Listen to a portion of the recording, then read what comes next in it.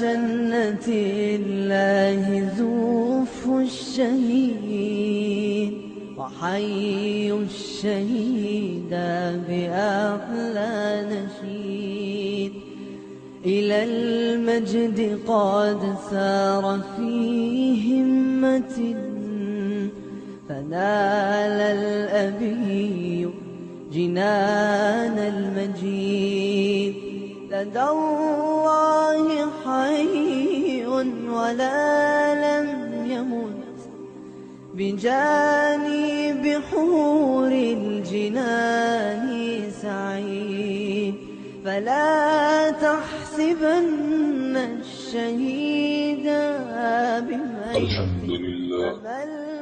الحمد لله رب العالمين والعاقبة للمتقين والصلاة والسلام على أشرف الأنبياء والمرسلين أما بعد السلام عليكم ورحمة الله وبركاته. امید است که دوستان و برادران مجاهد در هر جایی که هستید جز صحتمند باشید. بله سامعین محترم، بحث ما درباره بعضی روایات و حکایاتی که در احادیث رسول الله صلی الله علیه و آله و سلم درباره این عمل مبارک و شایسته آمده بود روان بود. حال می آییم بحث خود را درباره دیگر روایات و حکایاتی که در احادیث رسول الله صلی الله علیه و آله و سلم آمده است ادامه میدیم.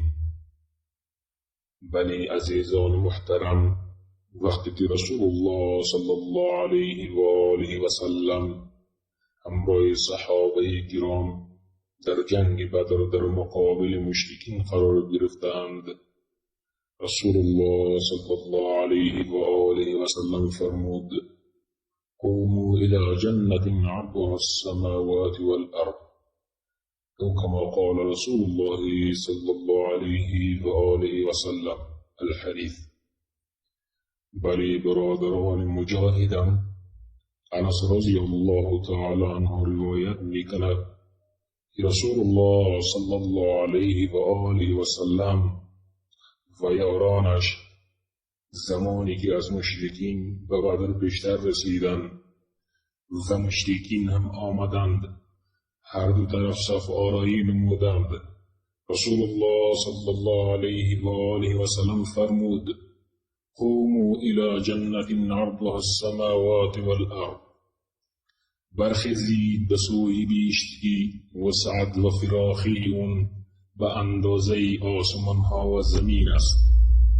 انس رضی الله تعالی عنه میگوید که عمیر بن الحمام الانصاری رضی الله تعالی عنه از جای خود برخاست و فرمود: یا رسول الله صلی الله علیه و آله و سلم، جنت عرضها السماوات والارض، یعنی بهشتی که وسعت و فراخی اون به اندازه آسمان ها و زمین است. رسول الله صلی الله علیه و آله و سلم فرمود: نعم، بلی. صحابی بزرگوار عمیر رضی الله تعالی عنه فرمود: بخین بخین، یعنی به به.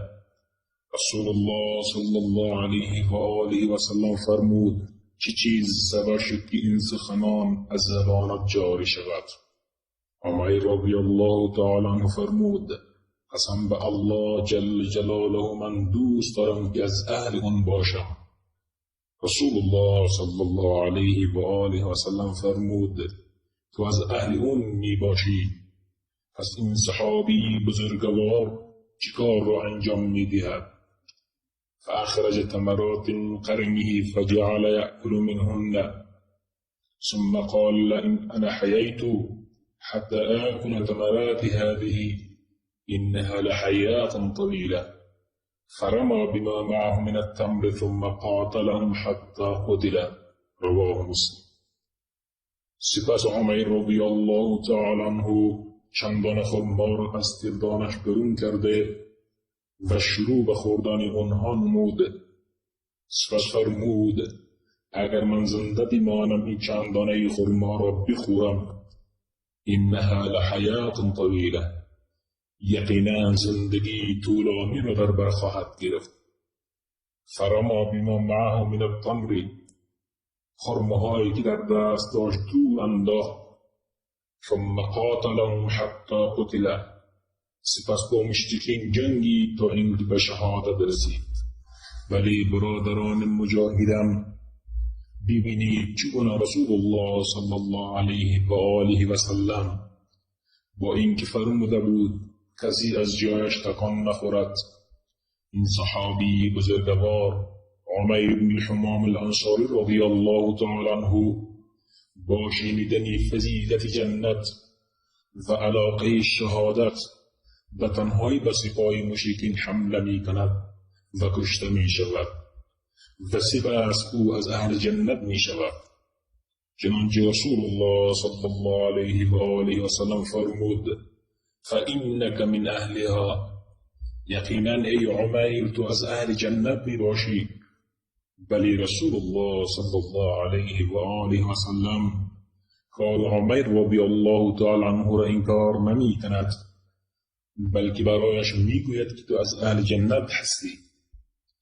سخنان رسول الله صلی الله علیه و آله و سلم چنین برداشت می شود که عمیر رضی الله تعالی عنه کار مشروعی را انجام داده است، با اینکه می دانست کشته می شود.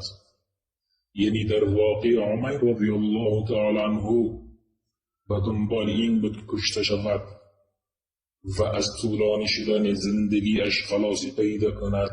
فرما بما معه من التمر، به همین خاطر خرماهایی که در دست داشت دور می اندازد تا اینکه دنیای فانیش با خوردن آن خرماها طولانی تر نشود. ثم قاتلهم حتی قتل، سپس با مشرکین جنگی تا اینکه به شهادت رسید. سبحان الله، چقدر عجیب است. در این حدیث نکته‌های بسیار مهمی بیان شده است. اول، عمیر رضی الله تعالی عنه به تنهایی به سپاه کفار حمله می کند. دوم، از صف مجاهدین خارج می شود. سوم، از اهل جنت می شود. چهارم، برای پایان دادن به زندگی فانی دنیا از دیگر صحابه کرام سبقت می گیرد. ولی برادران مجاهدم، حفاظت جان یک مجاهد از هلاکت و تلف شدنش یک مصلحت است. پس حفاظت اسلام مصلحتی بزرگتری از حفاظت افراد و جمعیت امت اسلامی است، چون در وقت مقایسه بین این دو مصلحت به خوبی می‌یابیم که مصلحت اسلام و یا تمام امت اسلامی برتر از مصلحت یک فرد یا یک مجموعه افراد است. بنابراین ضرورت است که باعث شده تا مسلمانان دست به عملیات مبارک استشهاد بزنند و یک عده افراد خود را به خاطر اقامه دین و تحکیم شرع الله و نجات دیگر مسلمین تقدیم این قربانی نماید. بلی عزیزان محترم، می‌بینیم که عمیر رضی الله تعالی عنه به شهامت و به غیرت کامل در بین سپاه کفار حمله می کند تا اینکه می جنگد تا اینکه شهید می شود و الله جل جلاله و رسول الله صلی الله علیه و آله و سلم او را توصیف می کند. از الله جل جلاله می خواهیم که ما را هم در راهش قبول بفرماید. السلام علیکم و رحمت الله. يا خير أهل إلى جنة الله زور